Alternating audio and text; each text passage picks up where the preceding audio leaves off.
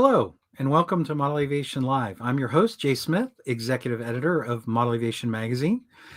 Today's been a very busy day. We actually had visitors at the AMA.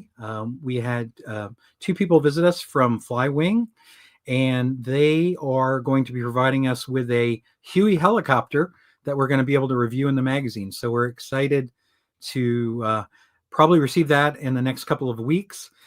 So I was in meetings right up until the show today, but I want to start off talking a little bit about the Blue Max. Firstly, before I talk about the event, and I did mention this back in November, but firstly, wanted to share. Sometimes I share aviation things that I've added to my home office here or my collection. So I added artwork by Jack D. Hunter right there. You can see it. That's hanging right here in this my home office. So if you don't know who Jack D. Hunter is, he wrote the book, The Blue Max, which obviously became the movie with George Papard. And not only was he Jack, not only was he a writer, but he also was an artist. So this is his artwork, Jack D. Hunter's artwork here, and it's signed by him at the bottom. And I've always been a fan of the movie The Blue Max, and obviously I'm interested in World War I aviation, and I like to fly World War I aircraft. I've got a Ball C USA Stop with Puff hanging right above me that if it fell from the ceiling would literally fall on my head. So and I've got an Eindecker and I've got a Newport. So I was really excited to hang this in my office and be able to look at some of his amazing art. As it turns out, he lived in St. Augustine, Florida, and I lived in Florida before I came to AMA, but I didn't know that. So unfortunately, I never met him or got him to sign a copy of the movie or the book. And I even had been to St. Augustine because it's very historic, but unfortunately, I never met him.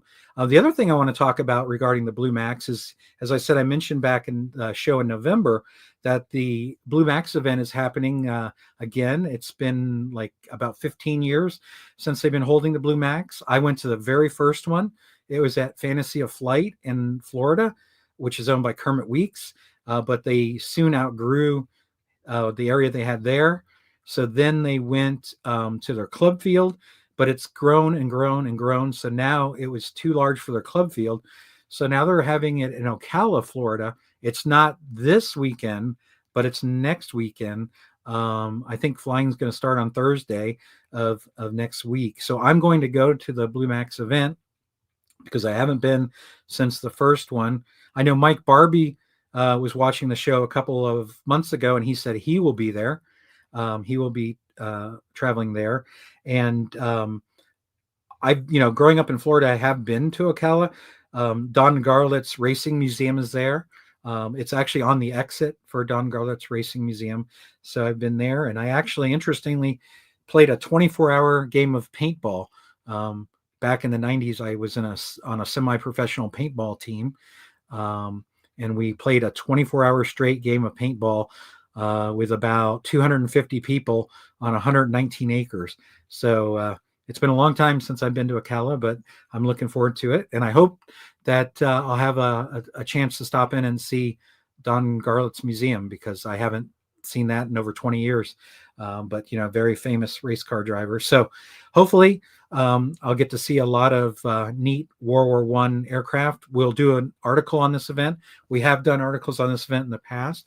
So I'm looking forward to seeing everybody there, and just wanted to share that I'll be at that event.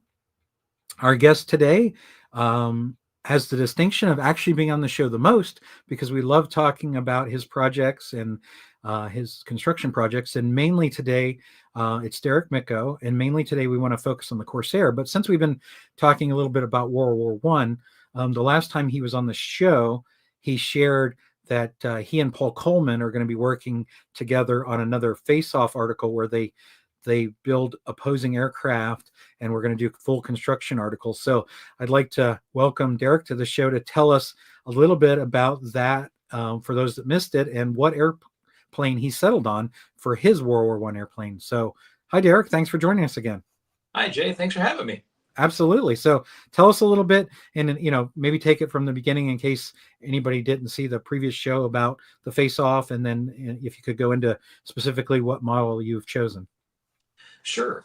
So Paul and I, gosh, it's probably been maybe 10 or so years ago. We were chatting on RC groups about wanting to do a joint project together. And we kind of came up with the idea of doing what's called a fighter face-off, where we would each do a model of a World War II aircraft that saw each other in combat.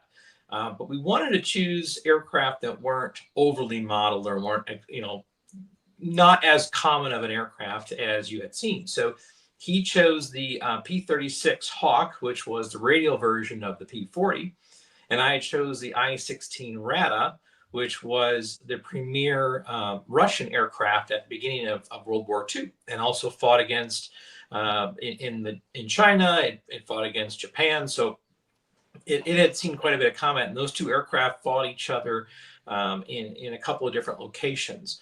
I believe ours saw each other in Finland in the Finland War. But we did those in a little bit bigger than what I've been doing most recently. So those are both about 60 inches. And both airplanes flew great, really happy with them. And then we decided we wanted to do another park flyer a couple of years ago. We decided we're going to do a little bit smaller. So again, park flyer size. And Fighter Face Off 2 was Paul had designed a Brewster Buffalo, which was an American fighter, but saw quite a bit of export use and much more success in its export use. And I did a Japanese Nate, which was a fixed geared early war Japanese fighter. And both of those were in the 30-inch range. And again, had a lot of fun and, collaborating together on that. And the model turned out really, really well. Well, like you said, Jay, one of the things we'd asked was, well, what's our next one going to be? And so this time we decided we wanted to do a World War I aircraft. I think neither one of us had designed a World War I aircraft, and I'm still in the detail obtaining stage. But I've chosen to do a Hanriot HD1. It was by the name. It was a French design, but actually was more of an export fighter. So the Belgians and the Italians flew it the most. And I'm not going to profess to be an expert on World War I aircraft, but what I was able to sort of gather, which was interesting, one of my previous models I had done was a Mach-E 202, an Italian aircraft, and it was built underneath license by the Mach-E Corporation. So about 2,000, they figure, of the HD1s were built and flown in the Italian Air Force. And it's sort of the Rodney Dangerfield of airplanes, at least for World War I's, and that no one seems to remember it or respect it.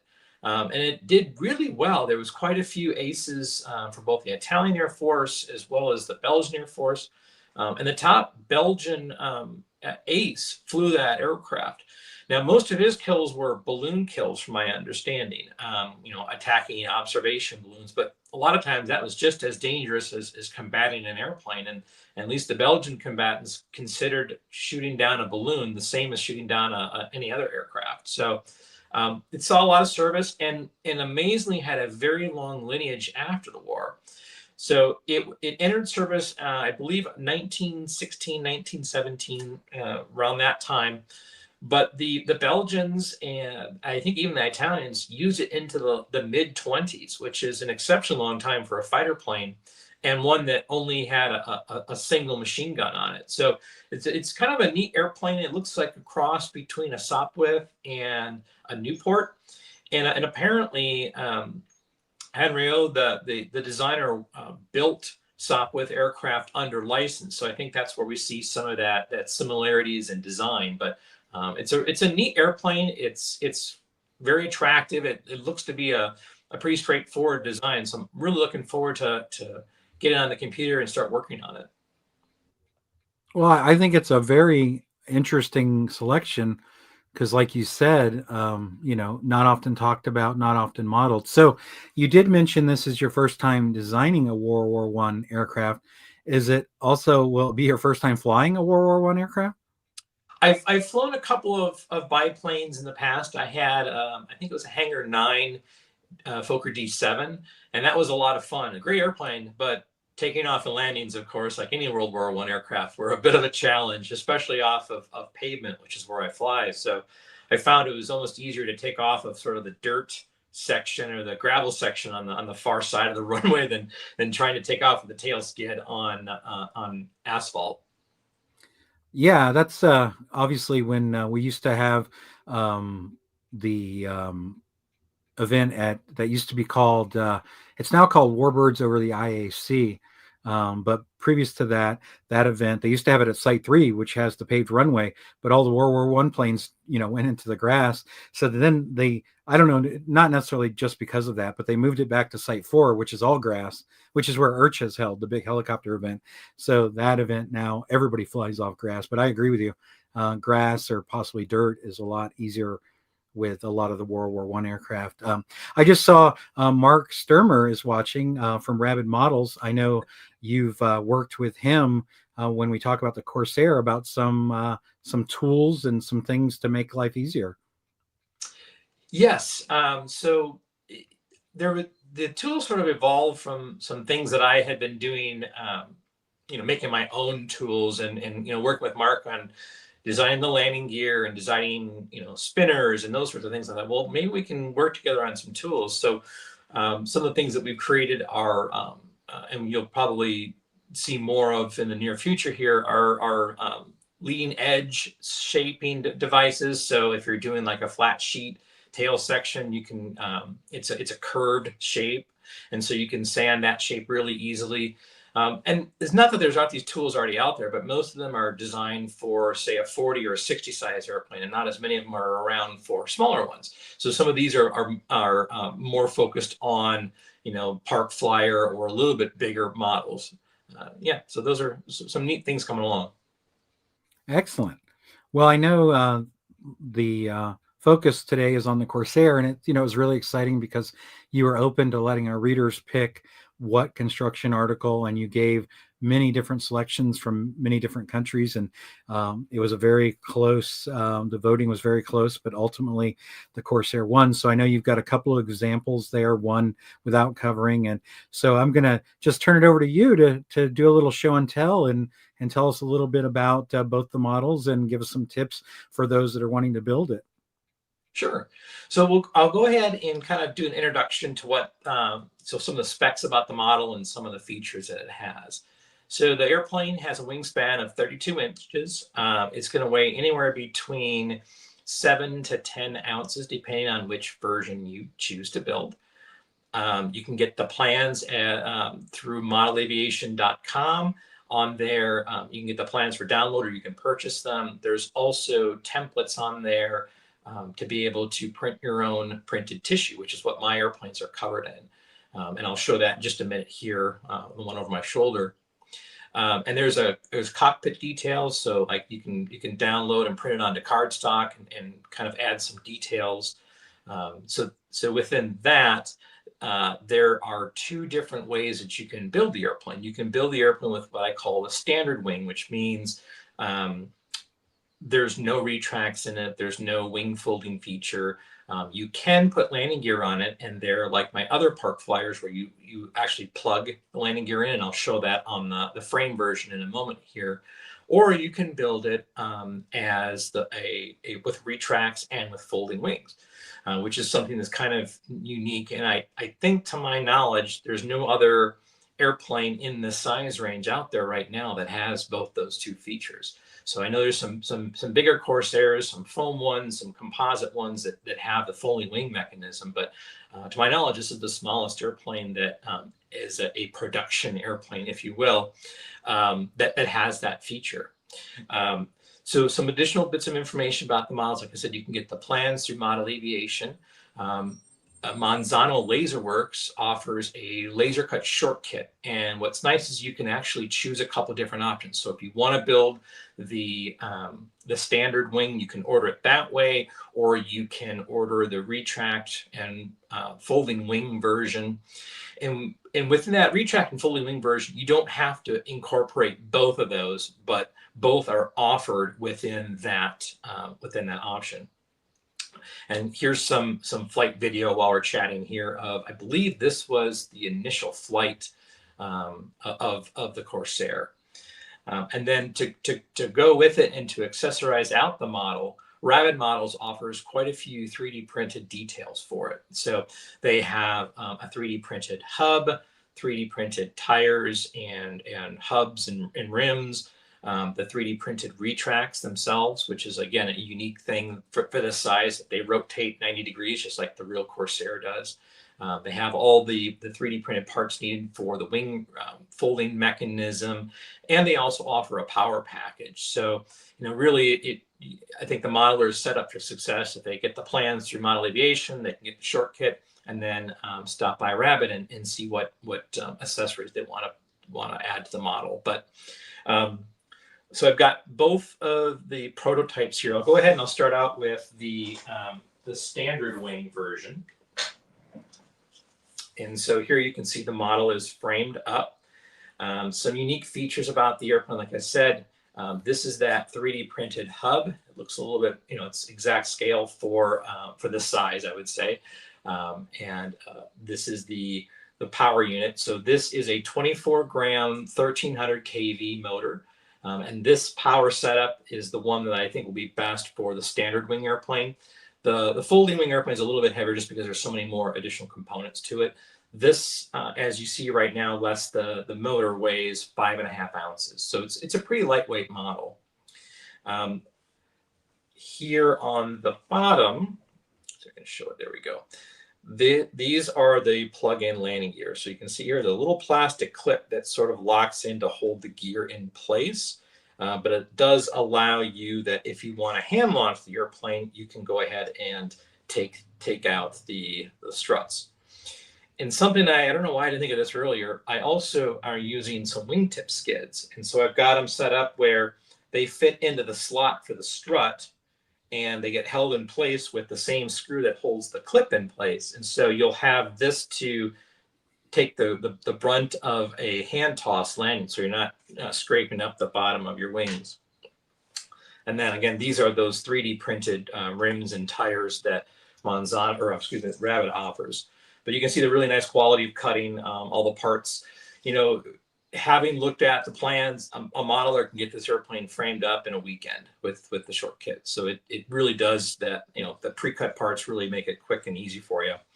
The wing is a little bit different. So what you'll often see with Corsairs, because of their complex gull wing, you'll see a lot of heavy duty spars that go through, and it's a bit of a challenge to build the wing and then build the wing true. With the fun scale, you build this panel separately, then you build this panel, and there's a center panel, and then each one of those panels gets glued surface to surface together. And for a lightweight model, that's more than sufficient so far as strength. Now, if you're going to put a 4S setup in this and do pylon racing, you're going to have to reinforce it a little bit more. But for moderate aerobatics, for loops, rolls, and that sort of stuff on a 3S setup, you'll be just fine. I like that you have an uncovered version, because I always think that they look so, I just love looking at airplanes without the covering. They're so intricate, and you can see all the woodworking and what goes involved. So, I mean, just being able to see it that way is really nice. Yeah, I was actually intending to hope to have this ready and covered for this presentation show today, but actually worked out better to be able to have it. I can just show it in the bones, as they say. It's primarily built from 3/32 balsa. There's some 1/8 light ply for like the firewall and in the center wing section here for the landing gear. And there's some 1/16, although you could use 3/32 cross decking here, and that's what's used for mounting your receiver and your battery. I've got the hatch tape down. The other thing with my smaller park flyers is while you can find commercial canopies out there to fit, I offer templates to be able to make them out of clear plastic and paper. So this is what one of the paper canopies looks like in the template form. Obviously, these sections here, which are glass, would have clear plastic behind them, and I can show what that looks like completed on the other model.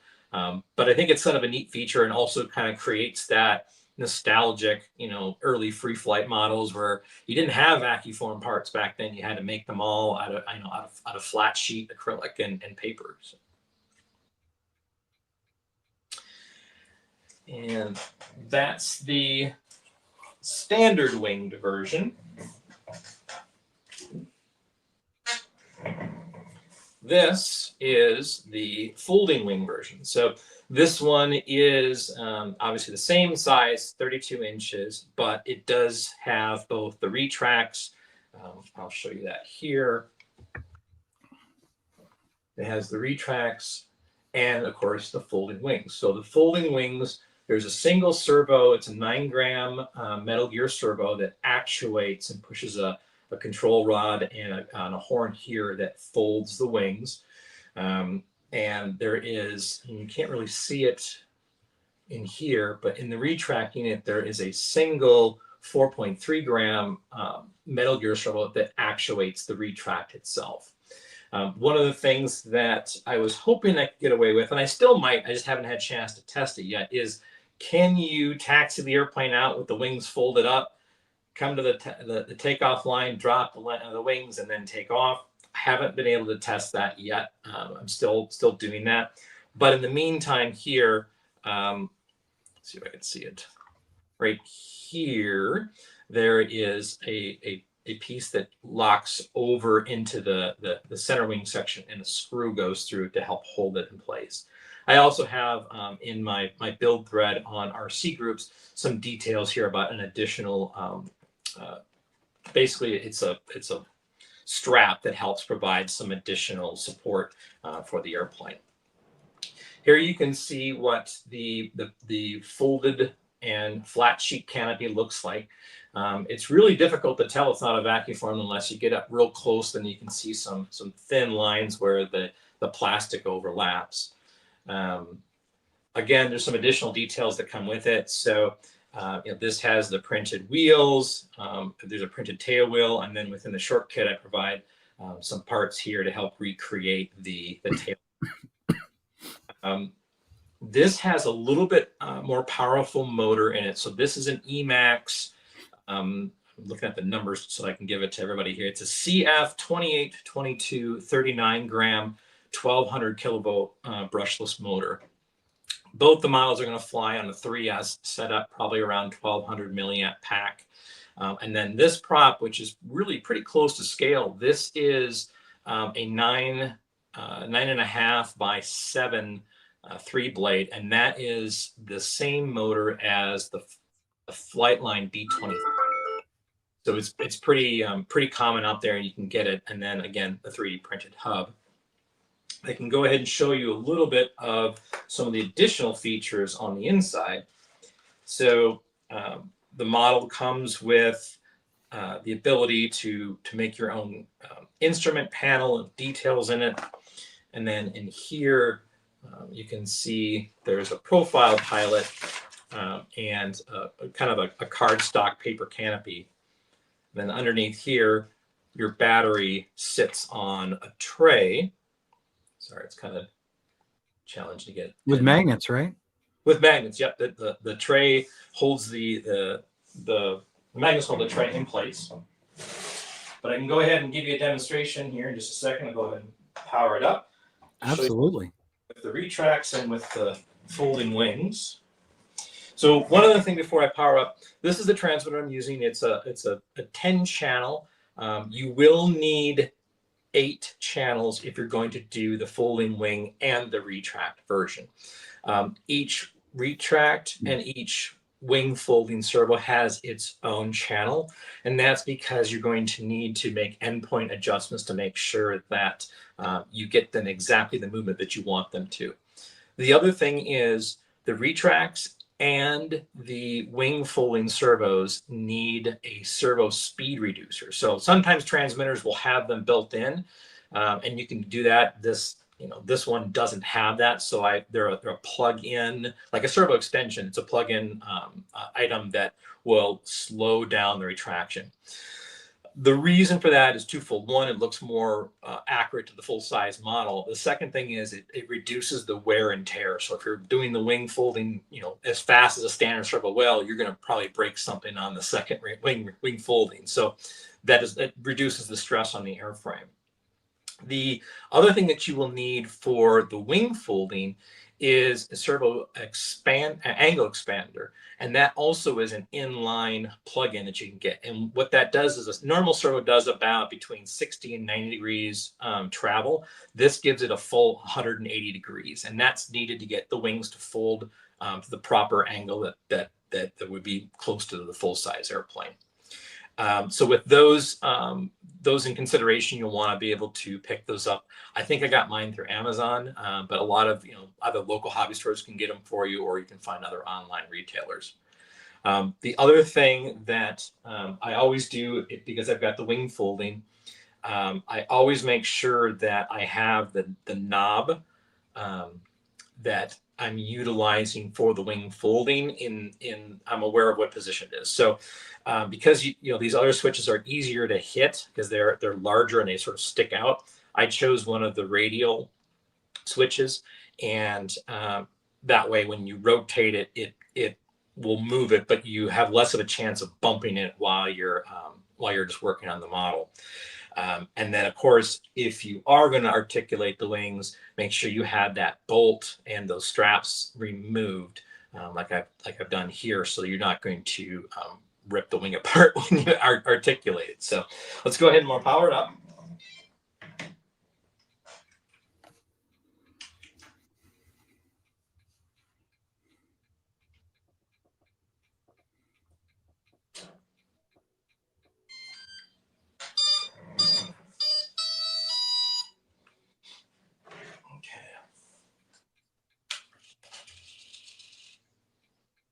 So those fold in to the wing bays. I don't have the main gear doors, and the Corsair had additional doors, but just for the simplicity of a smaller model, I didn't include those. And they come down, and then the wings, I can go ahead and I can articulate those. And it looks pretty neat sitting on the flight line or in the pits with the gear or the wings up.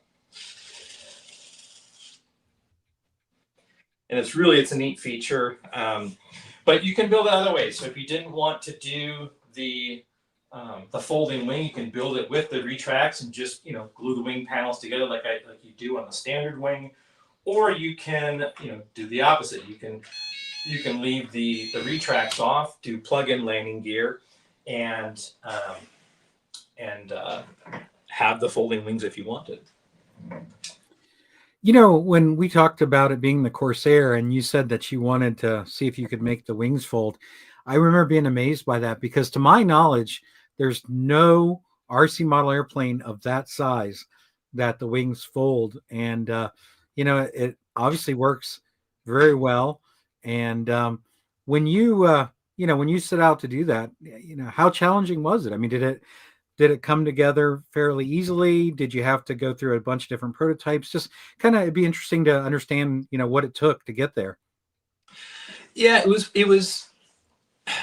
At first, I thought it would be pretty simple to design it where you would manually fold it. Like the hinges on the model, I can show those a little bit closer here. They're painted blue.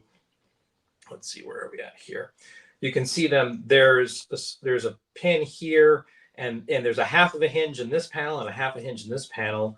And then there's a 0.047 rod that goes through that makes the hinge pin. And there's the same thing. There's a half a hinge pin or half a hinge and half a hinge there. And that was pretty straightforward when I started thinking about how to do it. That made sense. But where the challenge came in was how was I going to, because the Corsair had hydraulically operated wing folding. So a lot of the aircraft, the early carrier aircraft were manual folding, like the F4F Wildcat, that required the ground crew to move that. But on the Corsair, that was basically an actuation that was done in the cockpit. So having done some different articulating things like retracts using a servo and just attaching the strut to the servo horn to make the retracts like on my P38 and the 335. I thought, well, what else can we do with just a standard retract or standard servo, excuse me. And so that sort of like tinkering away and working in CAD to see, well, how much servo range are you going to need? And that's where I found out I needed to have at least 180-degree rotation. And that's where, okay, so now I got to search, where can I find a 9-gram 180-degree servo? And I remember in my glow days, you could buy retract servos, for the old mechanical retracts that, would be on whatever airplane you had. And those were 180 degrees. So I thought maybe I could find something like that in the 9-gram range, which is what I wanted to use. Couldn't find them. But I was able to do some additional searching on the internet and find out, well, you can either crack open the servo and solder in some stuff, and that'll move it to 180. And I thought, well, most people aren't going to want to do that. Is there an easier way? And digging further, I was able to find the simple plug-in. And it just looks like a servo extension about this long and has a little bit of a chipboard, that's in heat shrink. You just plug it in, and that gives you the 180-degree motion. Well, as Mark said, it doesn't get old seeing that, and it's just a really neat added feature. I know in the article, you did touch on briefly about the history of the Corsair, and I believe out of memory you might have touched on a little bit about the pilot or the scheme you chose. But I'm curious about that. Did you choose a pilot and then you went with a scheme, or did you choose it by the scheme? And what do you know about the pilot that flew the scheme you went with? Good question. I'm afraid that bit of history may have faded from my recent memory around the pilot, at least. But I wanted to go because I did the earlier version of the Corsair. You did have the option of either a 2-tone, or this is actually a 3-tone paint scheme, which is the white, the light blue, and then the darker blue. And I wanted to find something that was going to also sort of help stick out, because that blue is very dark, and it can in some backgrounds could probably blend in really easily. So I was able to find this particular paint scheme that had a bit of yellow flash on, of course, the spinner or the hub, and then on the tail section. And I also liked it has like a Hell's Angels type squadron insignia on the side of it. So I really liked that. And then Screaming Meanie was stationed in Guam in 1944, I believe, with a squadron out there. But I unfortunately I don't recall the pilot. And if I'm remembering correctly, there was actually 2 pilots that flew it. So on one side of the airplane, it has one of the pilots' names, and on the other side of the airplane has the other pilot's name. I had never seen that before. Usually where I've seen that multiple pilots flew an airplane, they just wouldn't paint a name on it at all. So it was kind of interesting that they did that. Yeah, that is very interesting. Obviously, you used your, and you mentioned the templates. You did the tissue print process, and we've talked about that before on the show. You've talked about it in the magazine. But did anything that you had to do for this, for the Corsair, differ in any way, or any other techniques that you hadn't done on another aircraft, or that you haven't talked about? So I've as I start working on the actual templates themselves, I'm adding, I learn a little bit more every time I do it. I'm adding more to it. Now, I'm not working in a program like Photo Illustrator, where you've got a lot of features for, adding an airbrush look effect or a dirtied, like exhaust fans. Like, I don't really have that because I do all of my creation in TurboCAD. But one of the things I've been playing around with is different shades. So to create the illusion of, say, like a gun cover bump on a wing, like the Spitfire was famous for having those bumps on some of the later ones. Rather than going to the having to actually build one, if you can figure it out with different shading effects in the different colors that you look, you can sort of create that effect. So couple of things on the bottom here, and it's kind of probably won't show up very well, but there are these hinge covers on the full-size airplane for the flaps, And so those have different shades. So if you kind of look at it, it sort of creates the illusion that it's a three-dimensional surface. So those are some of the things that I started trying and playing around with this one. I'm always trying to find, what's the right level of where you can see the panel line, but it's not, overly done. And each different color is different. So like here, if I were to, design the next one, I may not go as dark of a line because you want sort of the hint of a panel line. But then again, these are fun airplanes, right? They're not going to be in any sort of contests. The other thing I did a little bit different was because of this bottom section here was white, I put another unprinted layer of tissue down first, shrunk it, sealed it, and then I attached my printed tissue on top of that. And that helps make the white a little bit stand out and a little bit more opaque in its color versus being so translucent that you really can't see any of the details on it. So that's something that I've been doing a little bit different on this one. I also added some additional details, like I've got interior wheel wells, which are just printed cardstock. The cowl flaps are, they're not drawn on. These are actual cardstock printed cowl flaps. So all those sorts of things add detail. One of the things I'm going to be toying with when covering the standard wing version is the version I'm doing it's a racing paint scheme. It's called Lucky Gallon. And it's a cream and a red color. And so this is sort of some testing that I've been doing on just a scrap wing here.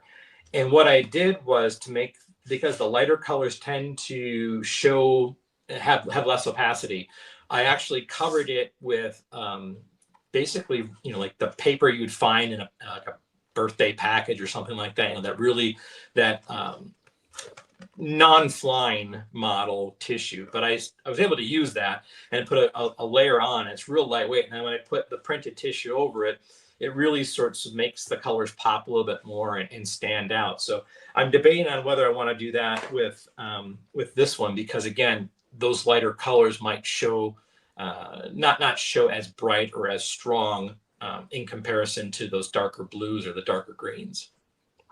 Gotcha. So Mark helped us out a little. He looked it up on the internet. Does First Lieutenant Billy T. Holmes sound familiar? Yes. And what's funny is I was saying that I could have just as easily looked on the side of my airplane because I printed his name on there. Yeah. So, I think if I was, I am watching this obviously and listening to you, but if I was, watching this and thinking about building it, I would obviously think, do I want to build the folding wing and the rotating retracts, or do I want to go the easier route? But I mean, let's be honest. I mean, the added details are cool. So I was wondering if you could give a little insight, because obviously people that are going to take this project on, they're at different skill levels. So could you, from your perspective, could you talk about, skill levels or skills required, and, how much of a step up is it to build the one with folding wings and rotating retracts, and just so people maybe can make a better informed choice on which route to go depending on their skill level? Absolutely. I would say two things will factor in on which one you want to build. The first one would be where do you fly? Do you fly off a grass park where it's not like a real short grass, but it's it's a thicker grass? I would highly recommend in that case not going with the retracts. I would go with the plug-in gear version, because more than likely you'll be hand launching it and then belly landing it in on the grass. Conversely, if you fly off of, let's say, like a baseball diamond where it's that real fine gravel, or you fly off a tarred surface, I would recommend giving the retracts a go if you like having retracts on a model, just because it really adds the cool and the fun factor to it. So far as building skill, this, for flying and for building, this shouldn't be your first one of those two.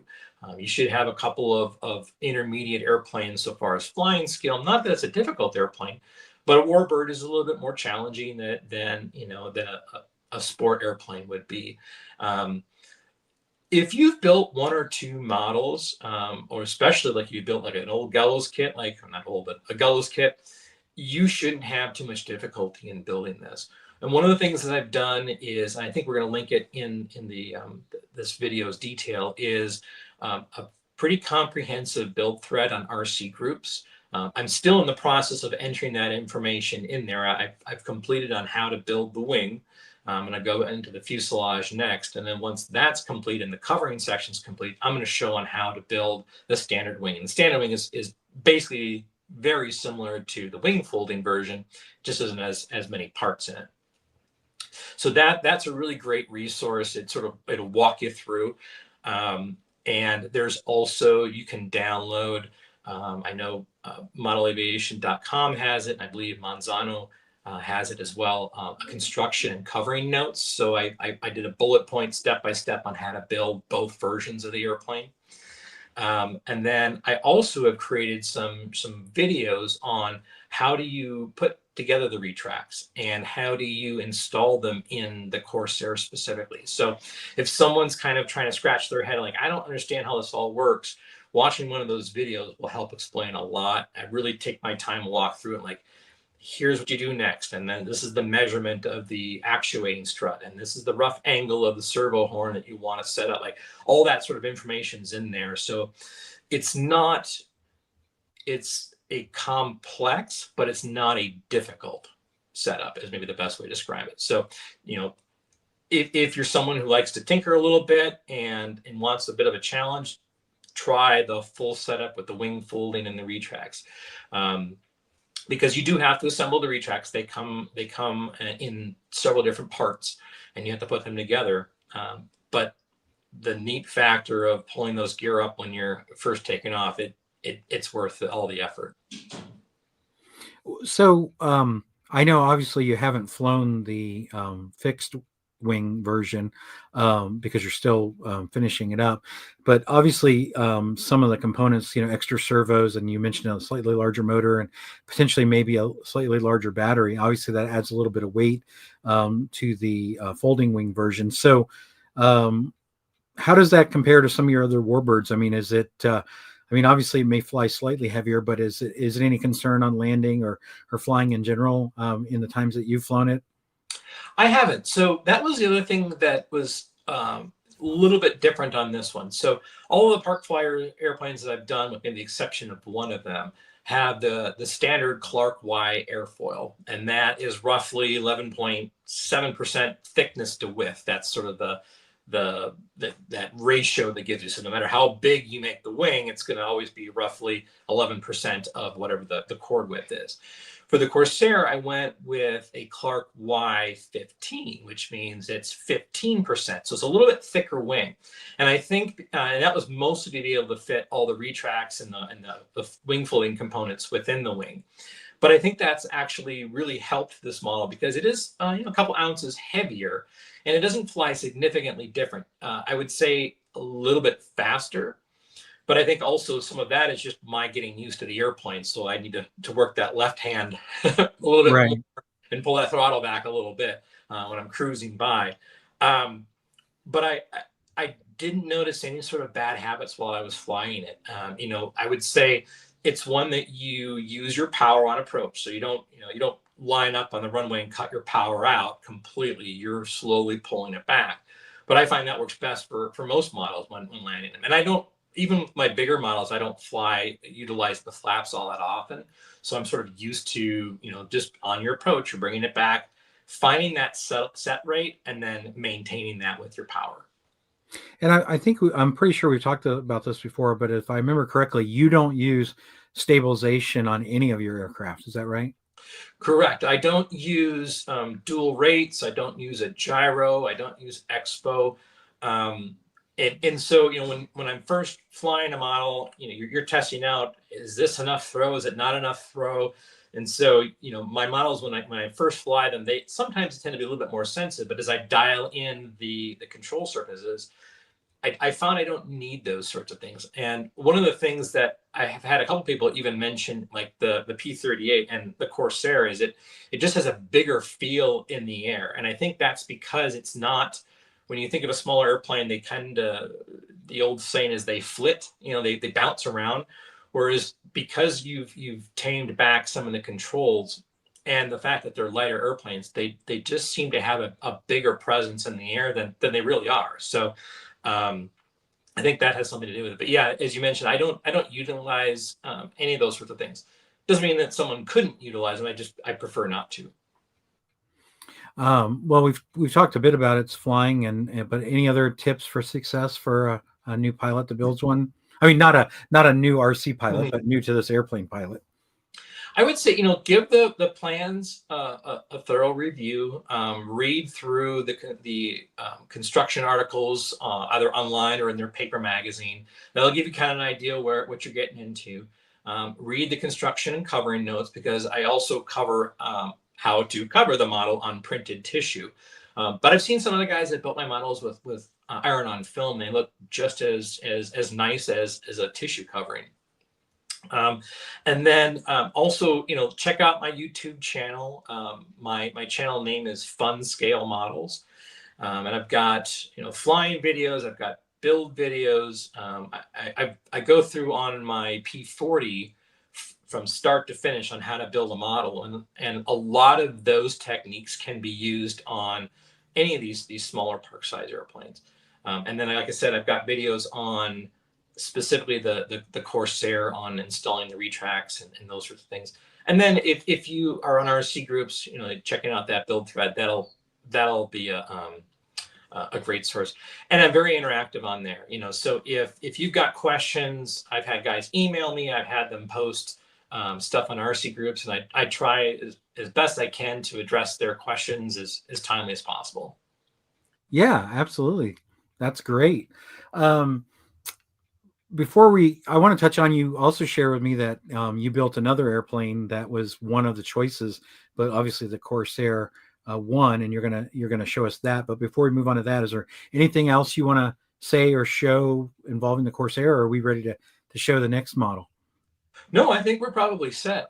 I'm really hoping that maybe the Corsair or any other model just inspires people to build. That's a passion for me. That's half the hobby is building as well as flying. But I'd love to see someone, if you're working on a Corsair or any of the models, send me pictures. I'd love to hear about it. I'd really like to see if someone's printing tissue and trying that out and see how it's going for them, because I think it adds a lot of additional detail to models without a lot of additional weight. But yeah. All right, so let's see what else you've built. So this is the Heinkel HE100. This was the airplane that was in competition against the ME-109 when the RLM was looking for the next day fighter. So Heinkel produced it, had the same DB, I want to say 601 or Daimler-Benz engine that the 109 did, but it was faster. It had really great performance. And it's a neat model. This one's also 32 inches in wingspan, so it's same size as the Corsair.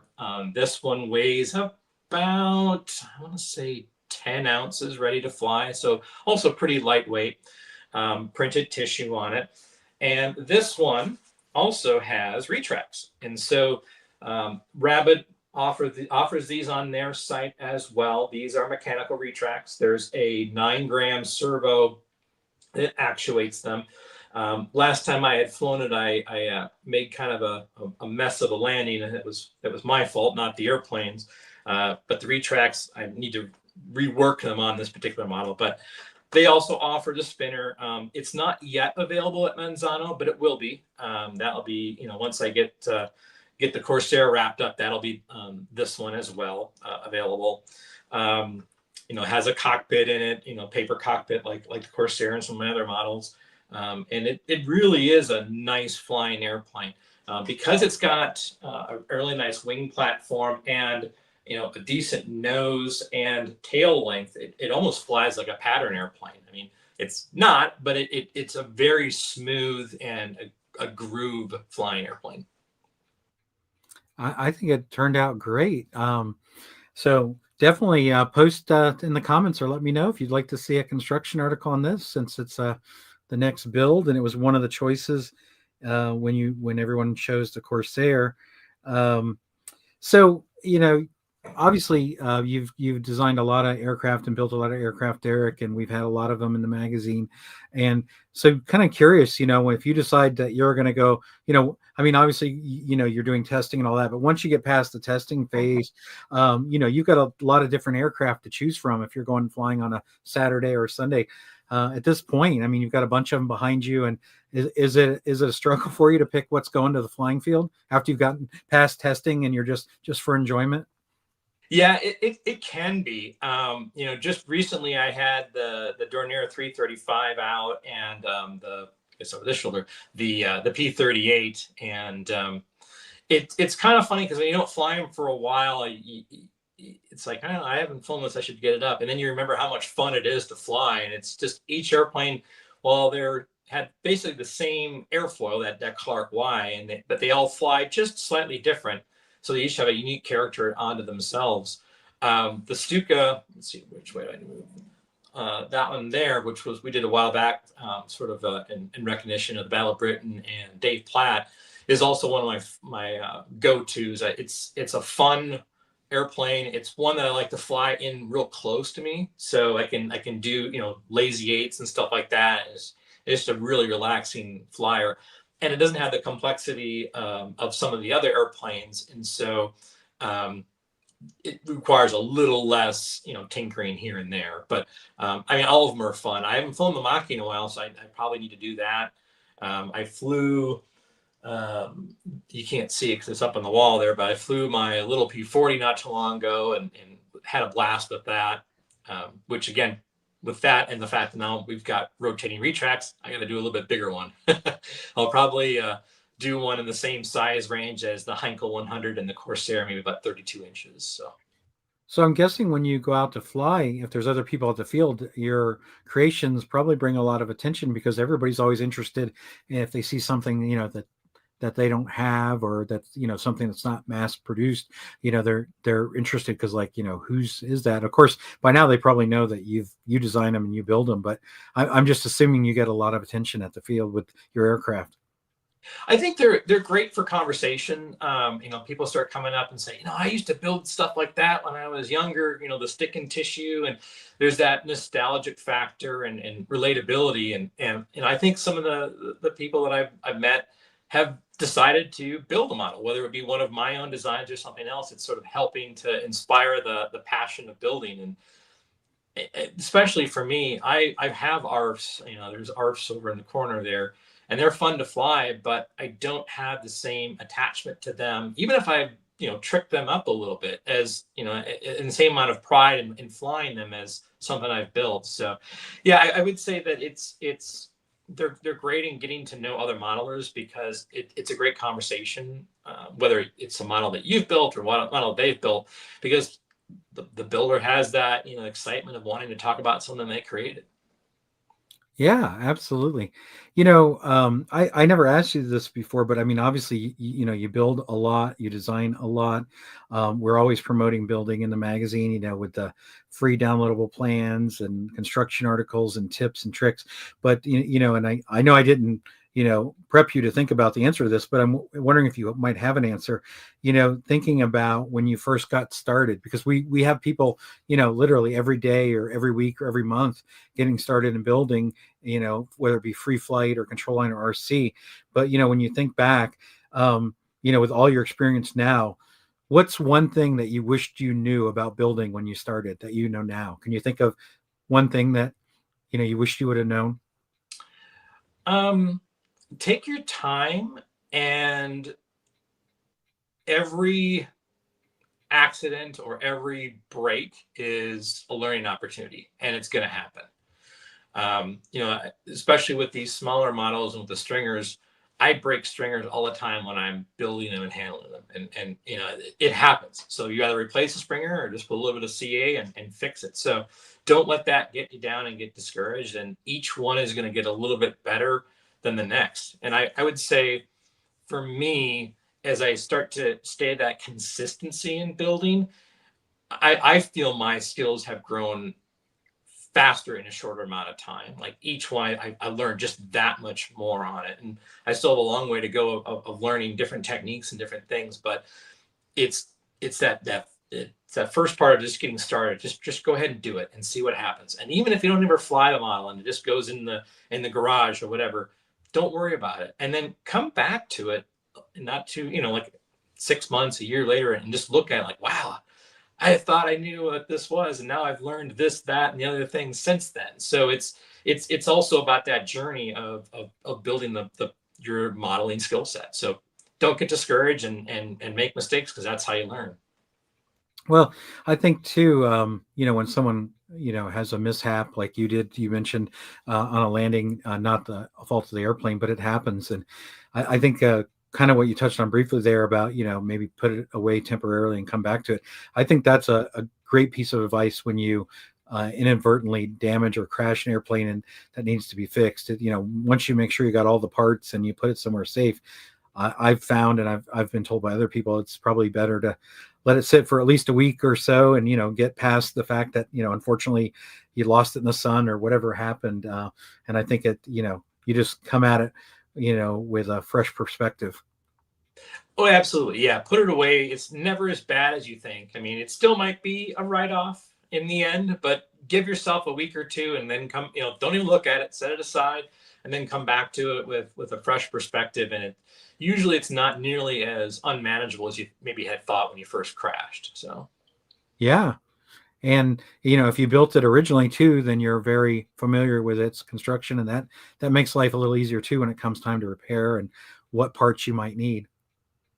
well, I've known guys where they've totaled out from basically the cockpit forward of a fuselage, and the wing's okay, but the tail's fine. They've just grafted a whole new front end of the airplane because they had built it in the first place, and they had the plans and knew how it went together. And they basically saved the model when you would say that fuselage is destroyed. Well, it is, but the difficult section of the tail section where all the complexity tends to be, that's fine. So just build the front end and graft it on and go from there. And the models, sometimes you can't even tell that it happened. Absolutely. Mark said, I started with stick and tissue. I think it's a great way to start in the hobby because it touches the valuable building skills that you're talking about, or excuse me, teaches the valuable building skills that you're talking about. Absolutely. Yeah. Yeah. Start wherever your interest is, and start simple, and then learn the skills and build upon those skills. And yeah, I mean, it just amazes me, Derek, you usually you don't even finish a project and you already know what the next one is going to be, which is great. So Yeah, I've got and Mark probably knows because I've sent him some ideas of what we could do, and I'm always trying to try something different. So with the Corsair, it was retracts and a folding wing, and I forgot to demonstrate it, but I even put LEDs in the leading edge for the gun barrel, so it looked like like you're doing a strafing run. Unfortunately, they're not as bright as I'd want them to be. But it's the first time I tried it, right? So if I ever do it again, I kind of know now what to do. Uh, right. the Hunter yacht, that's going to be my first biplane and my first World War One. So there'll be unique challenges for myself on, the first thing that comes to mind is where am I going to put the battery pack? There's not a lot of space in those airplanes, and it's all very, very compact. So I have to think about that. And I usually use the battery pack so that I don't have to add any additional ballast. So that means, can I find a range to move the battery? Like all those sorts of things. That Right. what am I going to do for rigging wires? And so whenever I do something, I want to try and make it as simple as possible for the builder, but I also wanted to challenge myself with something that is going to require me to sort of, work on the gray matter and try and figure something out on how to do it. So, Yeah, you're expanding your skill set. yep. Yeah. Well, always appreciate you coming on, and I appreciate the support of the magazine. And I know people enjoy building your models. So, and as I mentioned in the beginning, other than myself, you've been on the show more than anybody else. And that's great because we're promoting building. And, this Corsair project was neat because the members got to pick it. So really appreciate you, allowing that to happen. Um, Also, just want to remind people that the next show will be always the third Friday of the month. So let's see, what is the third Friday of February? I thought about it, but then I forgot. Sorry, the 21st. So February 21st will be our next show. And so, and hopefully I'll have some pictures to share in that show. I'll show a few pictures from the Blue Max that I'll be at. not this weekend, but next weekend. And obviously, we'll have an article on that in the magazine. And hopefully, in a few months, we'll have this fighter face-off. Do you have any sense of where Paul's at? Is he about where you are progress-wise? I think last time I checked with him, he had at least a 3D CAD model drawn. So he's a little bit further ahead than I am at this point in time. I'm still gathering documentation. I picked up a plastic model not too long ago, so that'll help me with some areas that aren't necessarily so clear. And there, at least for this airplane, there's not as much documentation readily available as say a Corsair. You do a quick search for technical drawings or Corsair online, you've got half the internet filling you up, but there wasn't a whole lot for this one. So I can imagine. Yeah. All right. Well, again, thank you. And we'll see everyone in roughly a month on the 21st. thanks for having me on. Absolutely.